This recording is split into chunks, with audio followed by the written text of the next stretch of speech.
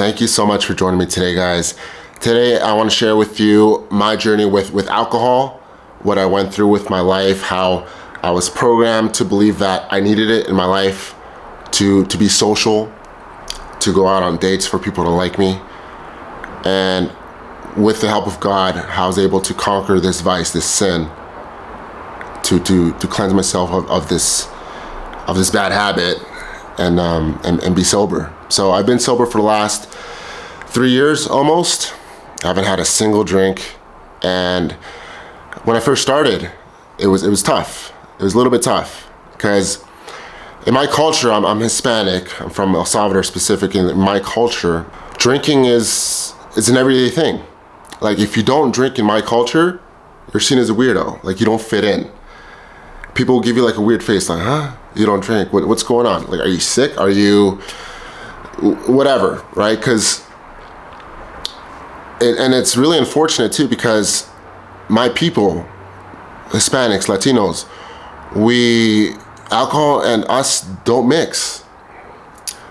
Latinos tend to get really bloated, especially in their 30s and 40s because of all the alcohol that they drink. They tend to suffer from obesity at a higher rate than most of the world. They tend to suffer from like heart attacks, cancers, all sorts of things because it just doesn't mix with their DNA, right? Like I'm gonna show you guys a quick photo real quick of what I looked like 10 years ago. 10 years ago, I used to drink every single weekend. I used to binge drink fairly often, right? Like life was a huge party for me. And I had a whole bunch of friends, I had a whole bunch of girlfriends, endless amounts of opportunities that you could call it. But through time, those same friends disappeared. Those same girls were fruitless. Nothing ever happened because it was set on a foundation of drugs, i.e. alcohol, and lust, right? So anyways, I drank alcohol up until 31 years old or so. And before God came into the picture, before I reverted to Islam, not having a drink, being sober for the rest of my life wasn't even a thought because it was so ingrained in me. Like I need to drink if I'm hanging out with friends. I need to drink if I'm going to a wedding, if going to an event, or just hanging out at the house, having like a glass of wine or whatever. All right, I was so programmed. But once I quit, that's when my life 100x'd, right? When I quit out drinking alcohol, that's when I got a six-pack for the first time ever in my life. And then my mind, I also noticed my mind became a whole lot sharper, right? I wasn't having brain fog as often. I was more articulate, I was a better speaker. I noticed also my voice got deeper. I started looking younger, my skin started looking healthier. You know, it's funny because like I show people pictures of me when 10 years ago when I was drinking, and they don't think it's me. They think it's a different person. They think it's my cousin. And no, it's not my cousin. That's me. So anyways, I'm making a full video on this topic, by the way. I'm making a video on the spiritual consequences of alcohol, physical consequences, mental consequences, all that stuff, because the deception's real, guys. The deception is so real in the West. Everyone drinks, doesn't matter what race they are, and they're completely blinded to the damage that it's doing to them, holistically, on every level, right? If you drink, you're way more likely to get cancer, specifically cancer of the larynx, of the throat, mouth, stomach, colon, and pancreatic cancer. And if you know anything about cancer, pancreatic cancer is basically a death sentence, guys. Right? It also shrinks your brain, which is absolutely insane. When I found that out, I was like, okay, that's crazy. You know, how many people would stop drinking if they realized that it was shrinking their brain? It was killing their cognition skills. And on top of that, guys, when you drink, it specifically affects your cerebral cortex, which is in charge of the executive functions of the brain, meaning that your critical thinking skills are impaired. Your connection to God is impaired because when you pray, guys, that is a higher function of the brain. And when you drink, this part of your brain is sedated. So essentially what's going on is that it kills your connection with God.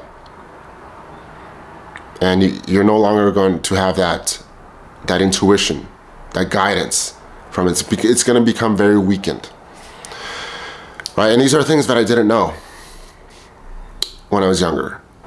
So anyways, so I want to go over sort of like the top 5 physical signs that you're going to notice once you stop drinking. And these are measurable too, guys. Like once you stop drinking, after 2 weeks, a month, 2 months, 6 months, a year, you're gonna be a completely different person. All right, so the first thing you're gonna notice is you're gonna lose a ton of fat. You're gonna lose a ton of fat on your body, your gut specifically. You're gonna lose so much visceral fat, and your face too. Your face is going to thin out. You might, you're gonna look a lot healthier, a lot more attractive to the opposite gender when you stop drinking. Second thing you're gonna notice, you're also gonna notice increased muscle mass. And this is for a couple of reasons. So first of all, your fat is being burned off. Right? Because when you drink alcohol, guys, this is pure carbs. Right? And on top of that, when you're drinking alcohol, it slows down your metabolism. It's basically essentially shut down for a few hours. Right? And these same carbs, what happened to them? The body processes it into sugar. And if that sugar is not burned off, it becomes fat, right? That's why people get bloated. That's why people gain so much weight when they drink a lot. And it just gets worse and worse as you get older. And on top of that, your testosterone is also increased. It's increasing significantly, because when you drink alcohol, not only does it lower your testosterone, it also increases your estrogen levels. You know, a lot of guys don't know this. That's why when a guy drinks a lot, you're gonna notice that, you're gonna notice a lot of things. You're gonna notice that he's more likely to be bald or balding. He is gonna have a gut. He's gonna have man boobs.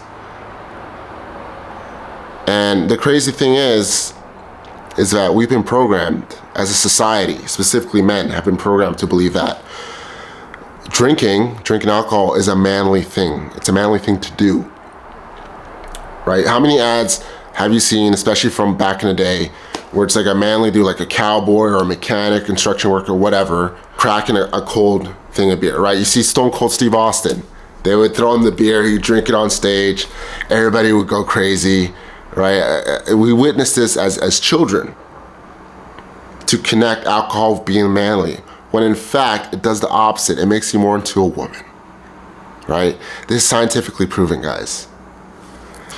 Third thing you're gonna notice, guys, is that when you quit drinking alcohol, your confidence level is gonna go through the roof. And it's not just because you're looking better, you're looking healthier, you're looking leaner. It's also because your testosterone is increasing. So as a natural byproduct of your testosterone increasing, your confidence is going to increase like crazy. And I also wanted to bring up that the women, I don't know how they do it, I don't know what's going on, but they have a sixth sense when your testosterone is increased. Okay, you're also going to notice this when you stop vaping, when you stop watching porn, your testosterone also increases. Women notice this stuff, and you're gonna notice, you're gonna start to see that women that usually don't give you the time of day, they don't notice you, are gonna start noticing you. Okay, guys, this is a real thing. So if you're single, highly recommend, and you're struggling to get women, highly recommend that you stop drinking, you stop vaping, and you're gonna see a massive difference in your success with women. Promise you that. And then I also want to bring up, guys, that alcohol is one of Satan's favorite weapons to lower your vibration and keep you dumb, essentially. It keeps the masses it keeps the masses controllable, right? The ancient Romans, they used to have this slogan where if they gave the people bread and circus, they can do whatever they want to retain their power. Okay, so what does this mean? This means that if you give the masses food, water. Sorry, if you give the masses food and you give them circus, like they used to have like the Coliseum, massive shows where they would feed people to the lions or have like gladiators fight each other. Thousands and thousands of people would be entertained, and they would look forward to these events and not upheave the government, even though they were being completely screwed over by the government. So obviously, drinks, beer was served to the people during this time because it kept them docile. And you see this still happening today, guys. You see massive stadiums that cost upwards of $1 billion, maybe more, being built that hold 50, 60,000 people. And people go into these games, and what are they doing? They're drinking massive amounts of alcohol, spending a ton of money, and lowering their vibrations, shrinking their brain. And it's so crazy too, because specifically in the States, there's so many problems happening with the government. But I'll give you guys an example. In LA last year, the city was literally on fire for a couple months. And then a few miles down the road, you got the LA Rams playing the San Diego Chargers, whatever, and 50,000 people are sitting, like the stadium is packed.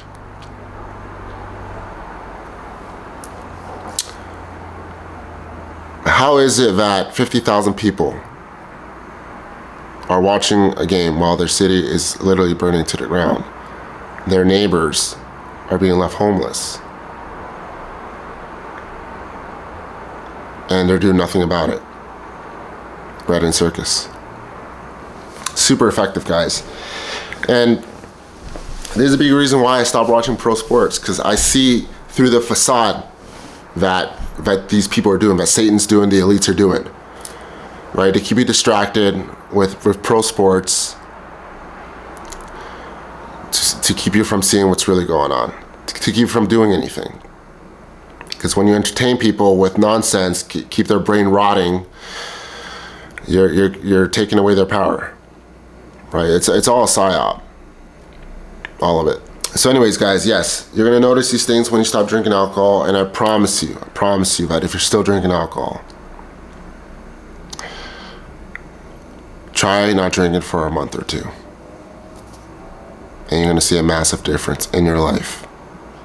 God is going to unleash His blessings upon you, and you're gonna wonder why you ever drank in the first place. The amount of happiness that you're gonna be experiencing will be unparalleled to how you were before you started drinking. And your dreams will come true. Your dreams will manifest way faster. I promise you guys that. All right. Thank you for watching. Take care. God bless.